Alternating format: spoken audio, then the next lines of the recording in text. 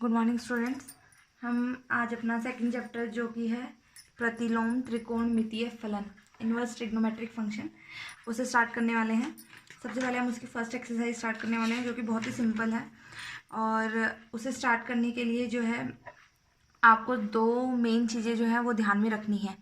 Simple तरीके से करवा रही हूँ ताकि आप लोगों को क्लियर हो, टू द पॉइंट चीज़ें बताई जा रही हैं। देखिए, सबसे पहले एक चीज़ तो ऐसी है जो आपने 10th क्लास में पढ़ी है, वो आप लोगों को याद होनी चाहिए कि हमारे पास जो हमारे ट्रिग्नोमेट्रिक फंक्शंस होते हैं, sine, cos, tan, cosecant, secant, cot, इनके जो है स्टैंडर्ड वैल्यूज़ क्या होती हैं, मतलब उनके स्टैंडर्ड मान क्या होते हैं। जैसे कि साइन 0 का मान क्या होता है, साइन 30 डिग्री का मान क्या होता है, या साइन 90 का मान क्या होता है। ठीक है, ये चीज़ें आप 10th में पढ़ के आए हो। जिसको क्लियर नहीं है वो मैं भी दोबारा वो टेबल बना के दिखा दूंगी, आप उसे नोट डाउन कर लेना। उसके अलावा एक चीज़ और है, वो हम करते हैं। हम स्टार्ट करते हैं। देखिए, हम पढ़ने वाले हैं इनवर्स ट्रिग्नोमेट्रिक फंक्शन प्रतिलोम त्रिकोणमितीय फलन। ठीक है, जो सबसे पहली एक्सरसाइज है आपकी, इसमें से जो आपके पेपर में आते हैं वो 2 मार्क्स के क्वेश्चंस आते हैं। तो जैसा कि मैंने उसे बताया कि इसको करने के लिए सबसे पहले आपको जो है आपके 10th वाले कंसेप्ट को रिवाइज करना होगा कि जो है इन ट्रिग्नोमेट्रिक फंक्शंस के अलग अलग जो है एंगल्स पे क्या क्या मान होते हैं।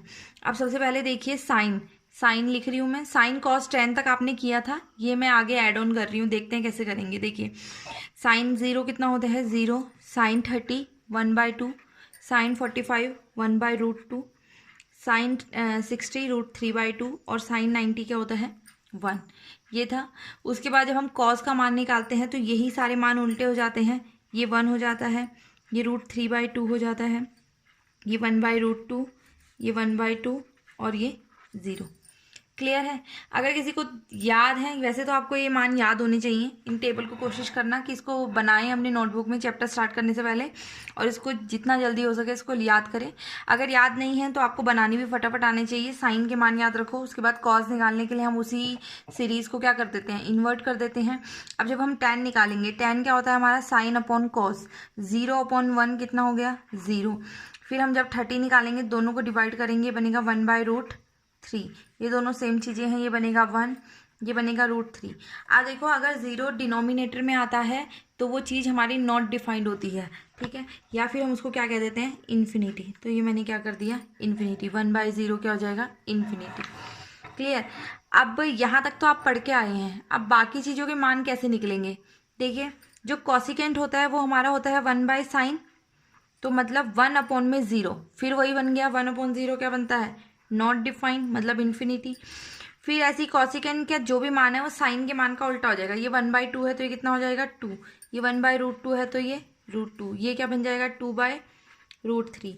और ये क्या बनेगा, 1 का उल्टा 1 ही होता है, क्योंकि सेकेंड की बात करें तो कॉस का उल्टा हो जाएगा, ये बनेगा 1, ये बनेगा 2/√3। या फिर इस सीरीज को उल्टा कर दो, √2 2 इन्फिनिटी।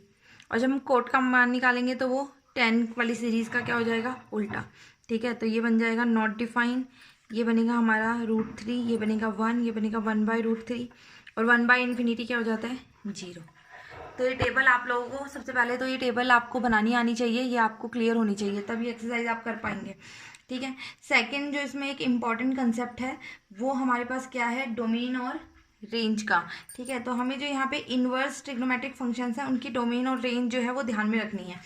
ये देखो ज़रा, आपकी एक्सरसाइज 2.1 जो है, जहाँ पे वो स्टार्ट हो रही है, उसी की लेफ्ट हैंड साइड पे यहाँ पे एक टेबल दी हुई है आपको। ये टेबल आपको लर्न करनी है। अब वो टेबल लर्न कैसे करनी है, देखिए ज़रा, इस चीज़ को सारे नोट कर लेंगे और इसको लर्न भी करेंगे। देखिए, सबसे पहले साइन इनवर्स, ठीक है, इसका डोमेन प्रांत सहचर आप पढ़ के आए हो, प्रांत, इसकी जो वैल्यूज़ हैं वो आती है हमारी -1 से 1 के बीच में। आपको इस चीज़ को नहीं देखना, आपको इधर वाली चीज़ को ध्यान रखना है। ठीक है, इनकी जो रेंज है वो बनेगी -π/2 से π/2। अच्छा, एक चीज़ रह गई इसमें।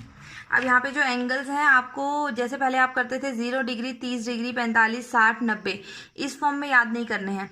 अब आपको इसको π/2, π/4, π/3, π/6 इस फॉर्म में याद करने हैं। अब उसको कैसे याद करोगे? पाई जो होता है उसका मान होता है 180 डिग्री।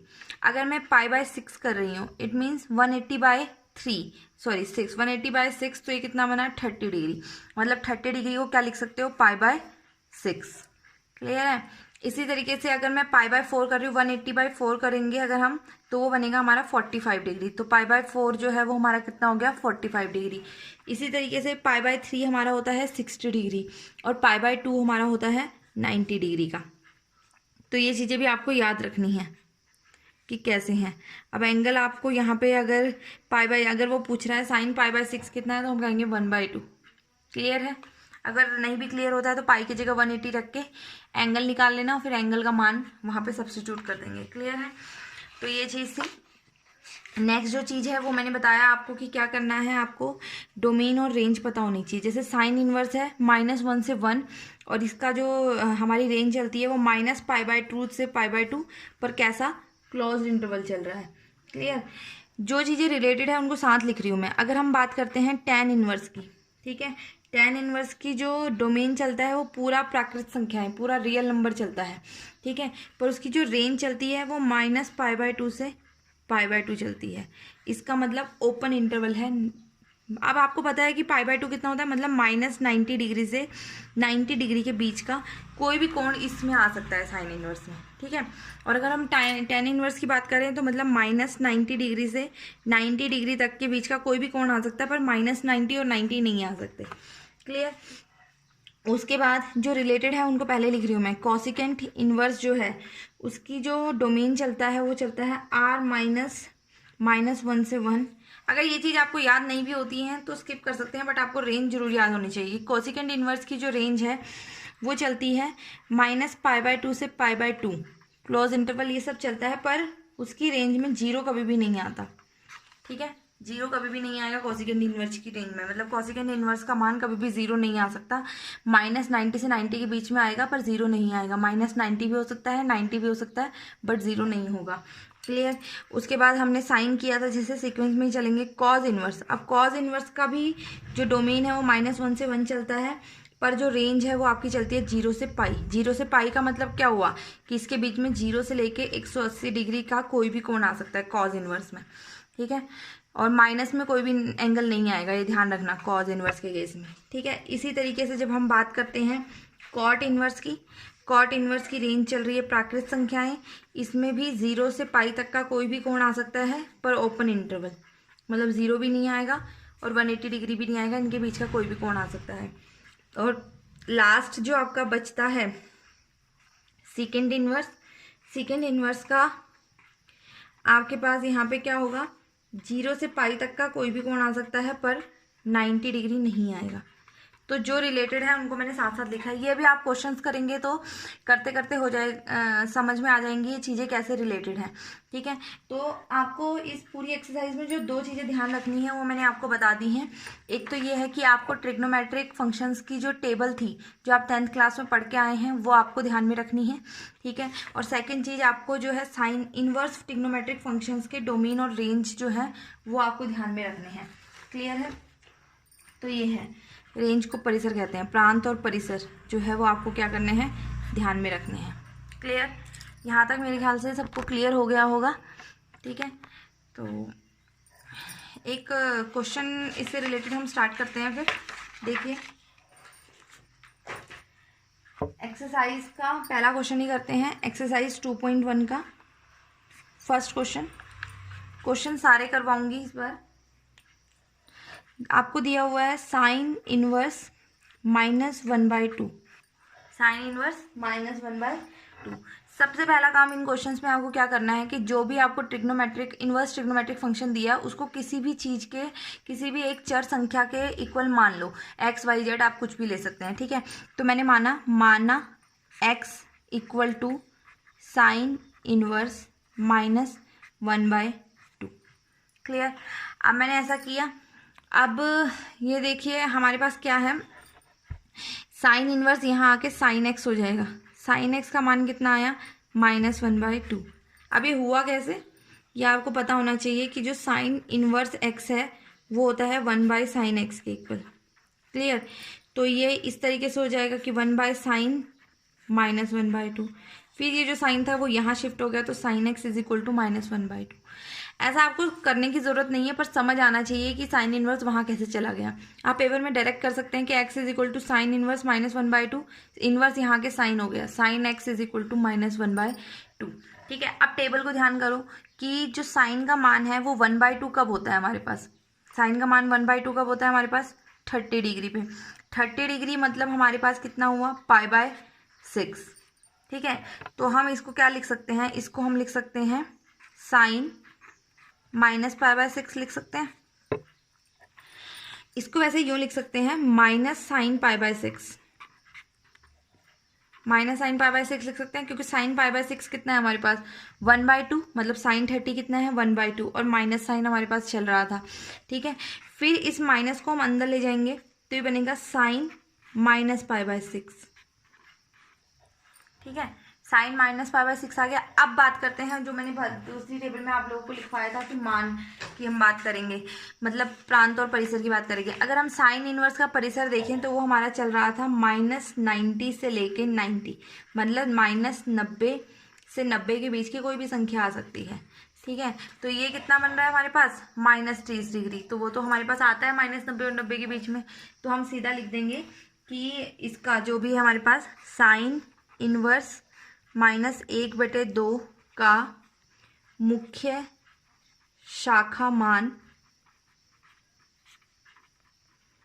कितना हो गया, -π/6 हो गया। बहुत ही क्लियर था। साइन में नेगेटिव वैल्यू कुछ भी आएगी तो इसी तरीके से आपको क्वेश्चंस करने हैं, सिंपल हो जाएंगे। ये क्लियर हो गया होगा मेरे ख्याल से। अगला क्वेश्चन करेंगे तो और अच्छे से क्लियर हो जाएगा। जो आपका नेक्स्ट क्वेश्चन है,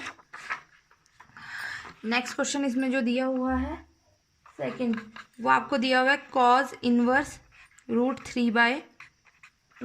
cos इनवर्स √3/2 दिया हुआ है। क्लियर है।